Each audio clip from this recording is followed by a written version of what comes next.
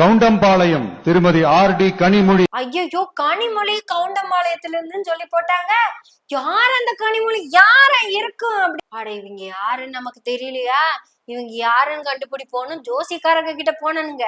ஏனுங்க, இந்த கனிமொழின்னு ஒருத்தங்க ஒரு வேட்பாளர் இருக்காங்க, அவங்க யாருன்னு கண்டுபிடிக்கணும்னு நான் ஜோசிக்காரர் கிட்ட சொன்னேனுங்க. உள்ள போய் பார்த்தா ஜோசிக்காரர் இருப்பாருன்னா ஜோசியக்காரி உட்கார்ந்து இருக்காங்க. உங்களை எங்கேயோ பார்த்த மாதிரி இருக்குதே. இந்த கனிமொழின்னு ஒருத்தங்க இந்த தாவேகா வேட்பாளரா நிக்கிறாங்களே, அதுவும் நம்ம ஊர் கவுண்டம்பாளையத்துல, அவங்க யாருன்னு உங்களுக்கு தெரியுமா? உடனே என்னடா மேடத்தை காணோம்னு பார்த்தா மேடம் உடனே